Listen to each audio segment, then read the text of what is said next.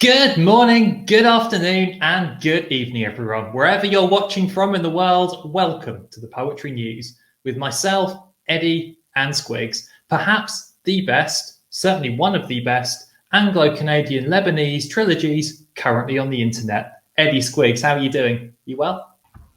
Oh, doing great, Martin. Liking the hey Eddie, liking the new hat as well. Yay! Thank you. Decided to copy your look today. Yeah, absolutely. Yeah, we are all hatted up. It's nice. A little bit warm, but nice. It's all good. Currently having another heat wave here in the UK. However, also in the UK is the Poetry Society. And they're certainly very well known here. They're very well known a little bit wider afield as well. That logo with the 16 coloured dots that are different combinations each time. Well, they have their national poetry competition, which is currently open for submissions until the 31st of October. They are looking for previously unpublished poems of up to 40 lines long from anybody aged 18 or over from anywhere in the world. You can submit as many poems as you like at the cost of £7 for your first poem and £4 for any subsequent poem. We wanted to mention this now to give you plenty of time to finish your poems because the winning one will receive £5,000, which, even though the pound isn't worth as much as it was, is still quite a lot of money. There's also prizes for second place and various commendations and other things like that. Obviously, this is going to be a very tough and popular competition, so I would take the time to get your poem as primed and ready as it can possibly be. Full details, FAQs, judges, all that good stuff are available at npc.poetrysociety.org.uk. I will definitely be giving it a go because why not? If you don't enter, you definitely won't win. But Squigs, Eddie, what about yourselves? This take your fancy? I don't know about you, Eddie, but my first question, of course, is: you said this is a national competition? It is, yeah. To the cousins of the Commonwealth over here. As long as you're over 18, you can enter. It doesn't matter where in the world you're based. Oh, great. Yeah, I mean, it would be interesting to participate. I mean, it is. It seems like it is a huge competition, and it would be interesting to see one's work being on such a platform. I mean, someone's got to win the competition, right? I mean, so might as well be someone with a nice hat, right? Exactly. But if we don't win, we can say that we take our hat off to the winner. Is that right? Of course, every time. Yes. Our poetry is sometimes often better than we think it is. You know, there are, we'll often have poems that people think are better than we do. So you never know if the judge is particularly in favour of that sort of poem, where you catch them on the right day, or it's just a really good poem. Give it a go. Perfect. So there we go. We will be back with Eddie right after this.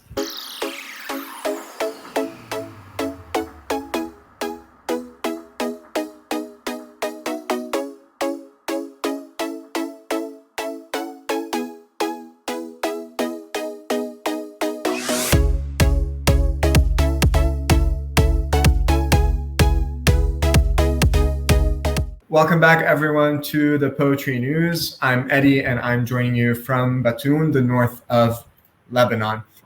Today, I'm back with a great monthly workshop from Sidewalk, Beirut.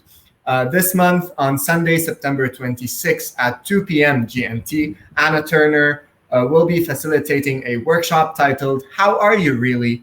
Poetry as a Self-Care Tool. This workshop, similarly to all Sidewalk Beirut workshops, will have discussions, prompts, and sharing spaces for those who desire to share, all surrounding the topic at hand. It is an interesting experience and a motivating one to explore how poetry itself could be a self-care tool for oneself and to see how others work around this topic. Make sure to keep an eye out for more details about this workshop on Sidewalk Beirut's Instagram page and by using the link in the description to this video. Martin, Squigs, do you use poetry as a self-care tool? And if you do so, what is your process? So, yeah, I do use it as a self-care tool. And I think really it's probably my main form of writing. You know, like most of the stuff I write tends to be quite personal, quite introspective, doesn't tend to follow sort of current affairs as much as maybe some other poets do. And I also try to write every day as well. So yeah, I do find it, you know, when I go for my daily writing, I tend to be writing what's on my mind. So yeah, very much it is a self-caring thing, and particularly the times we're in now where half the world seems to be on fire and the other half seems to be underwater. You know, we have to take care of ourselves, and you know, if you can, somebody else as well. And so this workshop allows you to do that a little bit better. I know Anna is a fabulous poet. Every time I've heard Anna read, it's been incredible. So yeah, it sounds like a great workshop to me. Yeah, I as well be looking forward to participating in the workshop. Now, to address your question, as a thing for self-care, poetry, I see it used as that a lot, especially like, you know, on social media platforms such as Instagram. Definitely a lot of thoughts, you know, relating to mental health that go on there. Personally, I've in the history of writing stuff, I just write about things that I don't know, I found beautiful or inspiring, but never necessarily. I mean, I have written pieces about more darker periods in my life, and I find that it does help. You know, I mean, poetry doesn't necessarily have anything to do with mental health, but it can help just as a way to express yourself and get it down, to distance yourself from the experience by putting it on paper. Yeah, so in terms of self-care, it's a useful tool. It's creative and a useful tool. Looking forward to that workshop as well. Yeah, I mean, I usually when I write, I don't use poetry as a self-care tool. Usually, most of the time, I go back in time and look at other experiences, what romantics would call spots of time, and would focus on that. However, a few times I would use these prompts, or I have attended workshops where introspection and this. Someone once compared that when you look at yourself, or when you try to look at yourself through poetry, imagine that you're an onion and that you're peeling off a layer after the other until you reach the center. And it is really interesting how you start taking off these layers one after the other until you reach that heart of yourself. So we will come back in a bit with Squigs, but first we are going to stop for another break.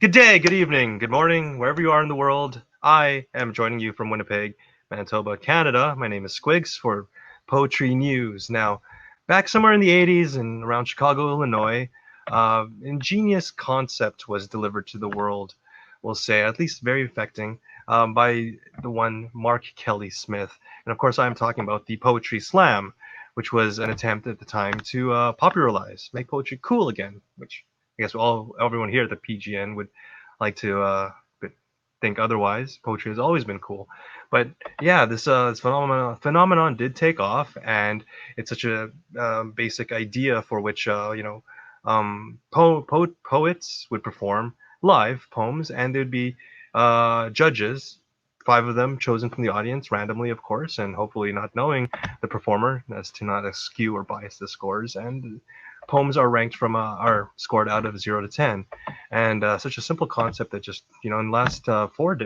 decades now has gone around the world. And actually, my segment today, I do want to bring light to www.bookriot.com's article by Yashvi Piti. That is the 12 best poetry slam performances to leave you in awe. If you know about poetry slam, if you do poetry slam, this is just a great place it's a great page to check out, because I mean, definitely, like, I've seen most of these videos, and some of them are new and wonderful, and of course they have some great classics to check out here. Rudy Francisco, Adrenaline Rush, I have a link for, and and a few lines as well. So some verses I will share with you from Rudy Francisco's Adrenaline Rush. Once, a friend of a friend asked me why there aren't more black people in the X Games, and I said, you don't get it. Being black is one of the most extreme sports in America. We don't need to invent new ways of risking our lives because the old ones have been working for decades. Of course, it's not a funny topic, but it's incredibly serious. And Rudy Francisco, as you know, has a way of delivering his piece. So if you want to hear that verse delivered by the original writer properly, please check out this article by bookriot.com. As well, we have Alex Dang. Now, this one I recently discovered on this site. What kind of Asian are you? Let me tell you about being marginalized. It's to the point of I really can't believe that's Asian. Let me tell you about derogatory terms and origins of words such as chink and gook. Let me tell you about the struggle of Asian parents not knowing the language. So we ate pet food because it was cheaper. Let me tell you about the job of interpreter. When you're still playing with Lego blocks, but your English is already that much better than your parents. Let me tell you about honor and dignity. Let me tell you about a society that projects us as nothing but the secondary role and never the leading man. Let me tell you all things you don't want to know, like how chink comes from the clinking of metal to railroad as the slaves built train tracks for this country to be connected. Of course, that was Alex Dang, one of the performances featured on this page. What kind of Asian are you? And one more from my personal favorite, Andrea Gibson, Fight for Love. Thank you for telling me there's no need to open our relationship because being with me is like being with 50 impossible people. Thank you for accepting my friend request for the 5th time this year. Thank you for screaming all the way home from the straight bar to the bed where our bodies made up, while the moon flew through the window and a firefly poured into the room and landed in your hand, which you opened like a ring box and asked me to marry you. And we were so new, I blushed instead of answered. But a firefly is forever, and you know what my answer is. A firefly is forever, and you know what my answer is. And so yes, Andrea Gibson's performance there of Fight for Love, as well as the others I've mentioned, and many more. If you know Poetry Slam, if you just want a refresher or just to rediscover these gems again, find something new, please check out thebookriot.com. And the title of that article, of course, was the 12 Best Poetry Slam Performance to Leave You in Awe by Ashbeat PT. Now, of course, I'd like to bring back my heralds to speak of our experiences in Poetry Slam. Now, what I ever since the conception of this, I suppose it gave more of a platform for spoken word artists. Of course, there was the Beat Generation, but to do so like more accessible for everybody, there's been I find a divide between the page poet and the performance poet. And what do you guys find yourselves being more so? And what are your experiences with slam? I personally here with the Winnipeg Poetry Slam has found it to be quite a learning experience. Yes. Yeah, actually, the very first time I attended a spoken word event ever was in 2016 when I attended the Beirut Poetry Slam. It was the first Beirut Poetry Slam ever, which was won by the founder of Sidewalk Beirut, which I talked about earlier, my son Nasser, who is also part of the PGN family. And that launched me into this love of performance poetry. And I really love Rudy Francisco's poetry. I have his book. I follow his socials, and he's just a great poet in terms of taking these topics and making them more accessible. And Andrea Gibson is just amazing.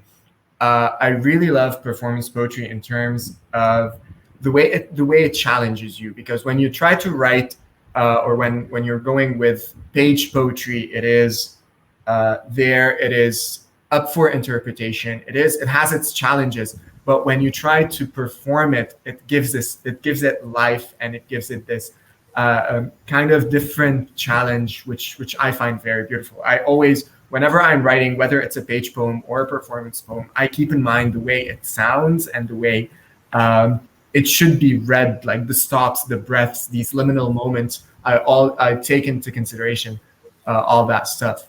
I love performance poetry. I mean, it's it's a massive love for me as well. Obviously, the actual performance of it. There's nothing like hearing the actual poet themselves perform that poem that they've written. And I think particularly, what was the name of the first poet, the first example you read, Squigs? Because those lines about the X Games, they were yes, that was proper breathe out moment. Rudy Francisco. The poem is Adrenaline Rush. I mean, they're the sort of lines that, you know, if you want to show someone what poetry is, they're the sort of lines that you would show them. But I think in terms of slams versus not slams, I might have a slightly not controversial, but maybe different from the normal opinion on it. I prefer not a slam to a slam most of the time. I mean, slams, I love a slam sometimes because obviously people will tend to bring their A game to the slam. They'll bring generally what they feel is a really strong poem. One thing I do tend to find about slams is that there's a certainly the ones I've been to, there tends to be a certain style of slam poem that tends to be brought to a slam in terms of the speed and the meter and the length and things like that. And I find it's fantastic for people to bring often some of their strongest pieces, and you see one after the other. But if I had the choice of going to a slam or not a slam, I would generally go to the event that wasn't a slam, because I prefer the texture of people trying out new things and perhaps people having a bit longer to do their stuff. And I find there's more variety in the style and things like that at say like a sort of regular open mic. But like I say, that's not to say I dislike slams. I do go to them sometimes. I just don't go to them as often as maybe some people would. Yes, totally agreed. Would either of you consider yourself more of a page poet or a spoken word artist, would you say? Well, certainly my performance in slams would indicate that I'm not really a slam poet. I think my poems are probably better suited to just a performance open mic. That's probably its ideal place, perhaps slightly more than the page, and certainly probably significantly more than the poetry slam, just the sort of style I do. All right. Eddie, what would you say about yourself? More page, more performance? I never gave it a thought, actually. I would like to, I believe that I'm more of a performance poet, mostly because I would rather my poetry be, I would rather read my poetry and express it the way I wish to express it. Although I do have like published poems, and I do have these these poems that are not meant to be performed, but I always write with the idea or with the intention of it being performed. So yeah, you figured that it would be read by you to the world. Yes. All right, so we do. So as a group, we seem to have quite a diverse, or at least dynamic. You know, we could do both. We could do either. We just wanted to be here for the poetry. Shall we welcome R Sen? I guess. Yeah. Yes, because we have a special treat for everyone. We have a new herald. Everyone, welcome R Sen. Hi. Hey, R Sen. How's it going? Great. Just running out. No, it's welcome to the team, R Sen. Really looking forward to working with you and doing the news with you, and I'm sure Eddie and Squigs would say the same. Yes, I'm super excited as well. Oh, sorry, I cut you off. No, that's right. I was just going to introduce you more to say that you are from New Jersey, and you consider yourself a spoken word artist, but you are published as well, correct? Yeah. So actually, continuing on from the conversation you guys were having, I was a page poet for like 20 years before I even started performing. I only started performing I want to say like 2 years ago at this point. And interestingly, poetry has always been like a secret thing that I did for myself. And am I cut off? Yeah. Oh, but no, we can hear you. Okay, cool. So yeah, it's been it was like a secret for a very long time, and then like over the past couple of years, actually quarantine did really well for me, you know. And I went public with it, and it's been well received. And yeah. Great. So we're happy to have you on the team with us. You'll be joining us next week, of course. After and yeah, this is. I'm super excited. You guys are awesome. I've been watching backstage. It's been very entertaining to watch. Thank you. Oh, thank you. All right. So shall we continue? Oh, R Sen, did you have more to say about your no horizontal landscape? See you next week. yeah, great. We'll see you next week. Stick around with us actually, while Martin gives us the lowdown on what to look forward to with the PGM this week. Sure. Absolutely. So we have loads going on here at PGN. Every time I announce this, we seem to have more going on than the previous time. So the poetry news goes out twice a week, every Monday and every Thursday. We have the Poets Lighthouse that goes out once a week. We also have the Poets Reacts. I think they have 2 shows a week as well, where they just react to a poet performance piece of work they've not seen before. We have different things. There's a car blowing its horn outside. We have lots of content that's unique to our Instagram account. We have the Poetry Academy going on. There is loads, and we would love for you to get involved. And Eddie, you have all the social media links. Yes. You can, first of all, please like, share, subscribe, comment on this video. Let us know what you think about performance poetry and page poetry. Tell us, well, everyone, please welcome R Sen, and let's just enjoy ourselves. You can check out our Instagram page at the PGN Official, and you can also check out our Facebook page, subscribe to this YouTube channel, and send us an email if you want to, or if you want to request anything, send us an email at the Poetry Global Network @gmail.com. This is all we have for you today. Thank you, Martin. Thank you, Squigs. Welcome, R Sen, to the family. And we will see you all next week. Yeah. See you next week, everyone.